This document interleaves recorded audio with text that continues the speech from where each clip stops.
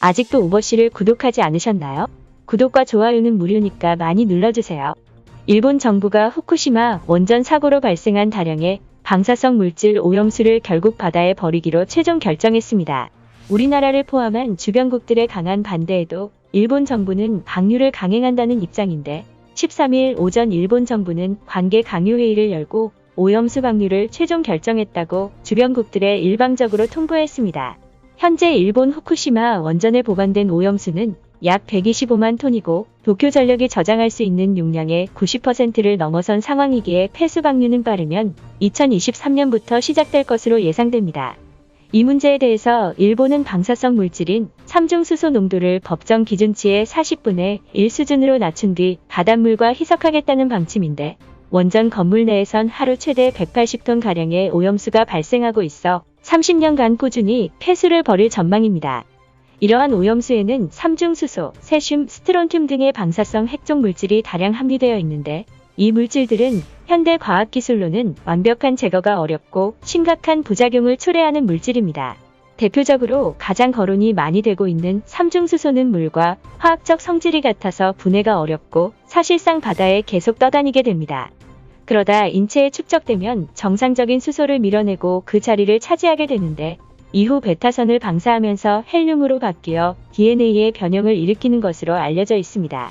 이 물질은 세포 파괴와 각종 암, 생식기능 저하의 원인이 되는데 한 연구 결과에 따르면 오염수를 방류하게 될 경우 200일 만에 제주도 앞바다에 도착할 수 있다는 사실이 밝혀졌으며 급류를 타게 될 경우 최대 30일 만에 도착할 만큼 위험성이 크다고 볼 수 있습니다. 그럼에도 불구하고 일본 정부는 다른 대책에 대한 연구는 전혀 없이 오로지 방류하겠다는 입장만을 고집하고 있는 상황인데요.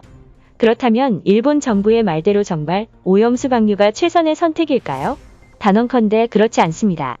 일반적으로 삼중수소의 방사능이 절반으로 줄어드는 반감기가 13년이라는 점을 감안한다면 육상 보관 탱크의 숫자를 우선적으로 늘려 일정 기간 보관한 오염수의 오염도를 재조사하고 방류하는 대안도 있고 30년간 폐수를 방류하는 것보단 주변국과 공동으로 ALPS 연구를 더 진행하여 기술적인 부분을 보완하는 방법도 있습니다.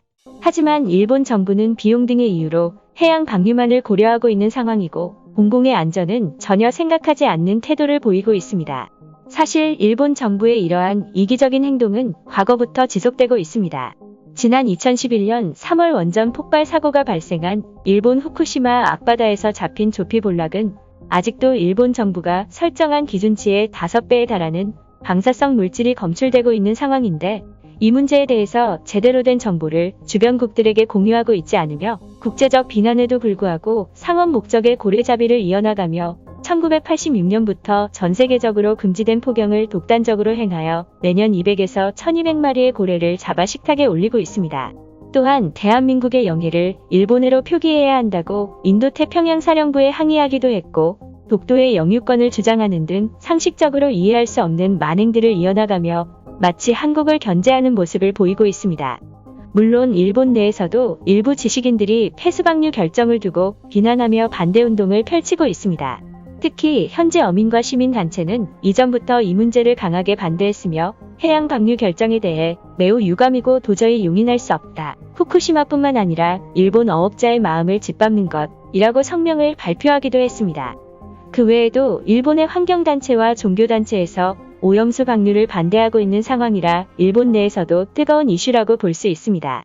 일본의 방사능 오염수 방류에 대해서는 해외 언론들과 국제환경단체들도 반발하고 있는데 국제환경단체 그린피스는 지난해 10월 2020년 후쿠시마 방사성 오염수 위기의 현실이란 제목의 보고서를 내고 이 핵종들은 바다에 수만 년간 축적될 먹거리부터 인간 DNA까지 심각한 방사능 피해를 입힐 수 있다 라고 경고했습니다. 또한 독일 헬무홀츠 해양연구소는 영상 자료를 분석하여 후쿠시마 오염수 해양 방출 시 극미량의 세슘도 위험하다면서 다른 방안을 함께 연구해야 한다고 지적했으며 영국 일간지 가디언은 온라인판에서 일본의 결정에 대한 국제사회와 환경단체의 반발, 수산업계 우려 등을 상세히 전하며 일본의 주장처럼 해당 물질은 처리수가 아니라 오염수라고 일침을 날렸습니다. 나아가 영국 BBC는 일본 정부의 독단적인 결정으로 한국과 중국이 상당한 피해를 보게 되었다 라고 보도한 상태입니다. 이 문제에 대해서 문재인 대통령은 14일 일본 정부의 후쿠시마 원전 오염수 해양 방류 결정과 관련 아이보시 고이치 주한 일본 대사에게 지리적으로 가장 가깝고 바다를 공유한 한국의 우려가 매우 크다 라면서 한국 정부와 국민의 이런 우려를 잘 알 것이다.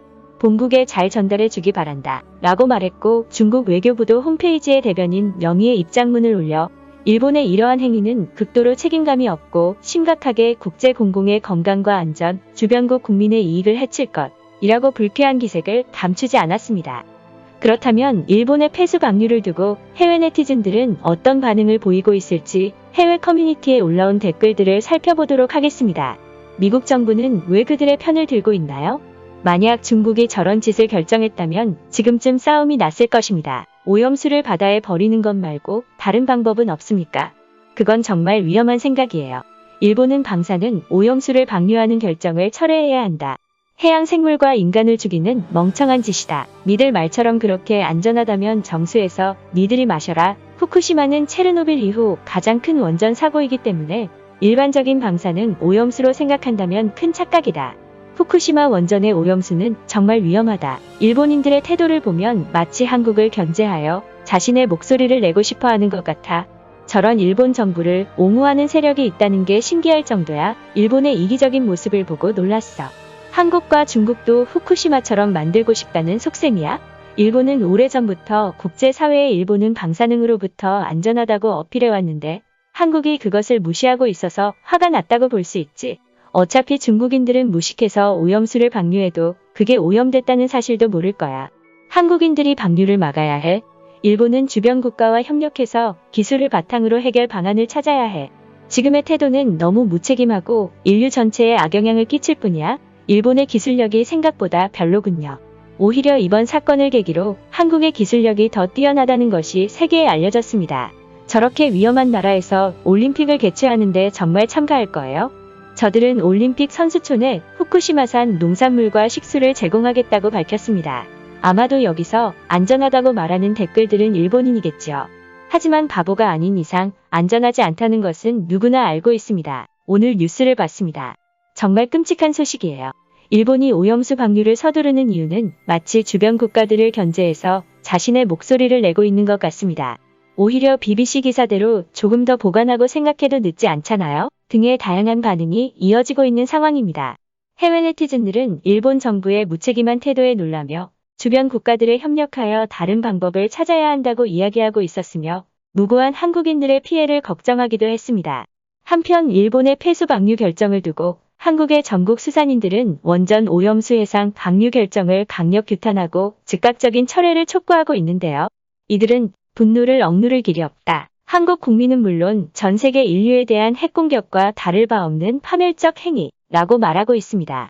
결과적으로는 일본 정부가 폐수 방류를 결정했지만 일본은 엎질러진 물은 다시 주워 담을 수 없다라는 말을 반드시 기억해야 할 것입니다.